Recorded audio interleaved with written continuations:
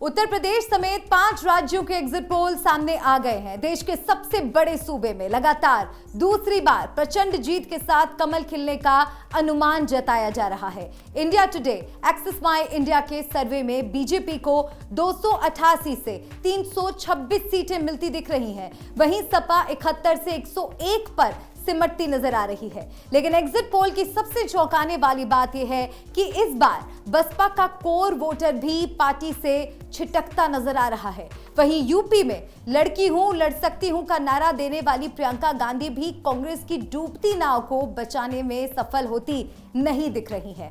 UP में चुनाव से पहले से ही मुख्य मुकाबला सपा और बीजेपी के बीच माना जा रहा है।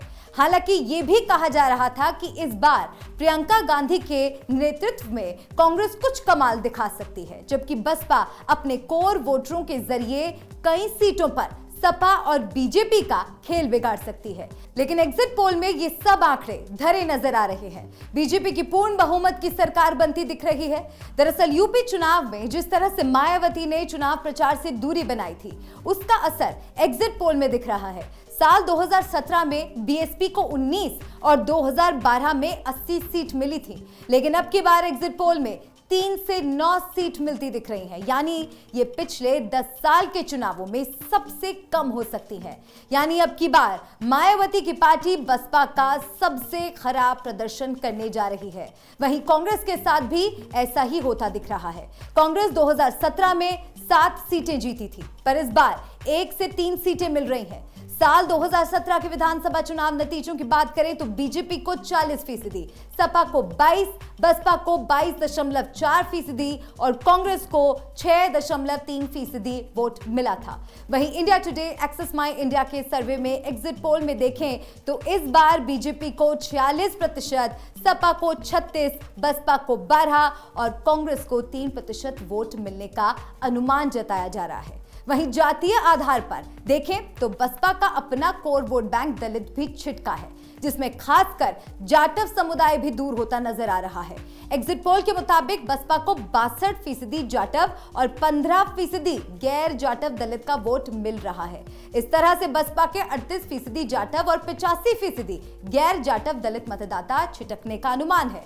वहीं एग्जिट पोल की माने तो बीजेपी को 21% जाटव और 52% गैर जाटव दलितों का वोट मिलता दिख रहा है। इसके अलावा बसपा का अति पिछड़ा वोट बैंक भी छिटक गया है और ब्राह्मणों को लुभाने का दांव भी मायावती के काम नहीं आया। एग्जिट पोल के नतीजे देखें तो बीजेपी को इस बार बसपा और कांग्रेस के कमजोर होने का फायदा होता नजर आ रहा है, क्योंकि सपा वोट शेयर पिछली बार से ज्यादा बढ़ा है। सपा 2017 में 22% वोटों के साथ 47 सीटें जीती थी, लेकिन इस बार ये आंकड़ा 36% वोट शेयर के साथ 71 से 101 सीटें मिल रही हैं। इस तरह से कांग्रेस से छिटका मुस्लिम वोटर सपा के साथ गया तो बसपा से छिटका जाटव और गैर जाटव वोटर बीजेपी के साथ खड़ा दिखा।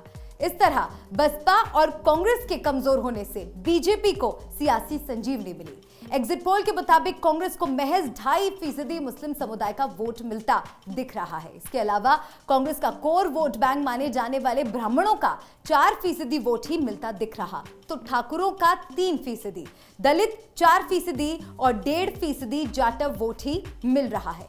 यूपी के चुनाव में बीजेपी ने बसपा के जाटव वोट बैंक को साधने के लिए तमाम जतन किए थे। चुनाव से ठीक पहले उत्तराखंड की राज्यपाल रही बेबी रानी मौर्य को इस्तीफा दिलाकर फिर से सक्रिय राजनीति में उतारा और उन्हें जाटव समुदाय के चेहरे के तौर पर पेश किया था। इसका फायदा बीजेपी को चुनाव में मिलता दिख रहा है, जो एग्जिट पोल से भी जाहिर होता है। वहीं बीजेपी ने दलित मतदाताओं को भी अपने साथ जोड़े रखने के लिए तमाम कवायद और समीकरण बिठाए थे।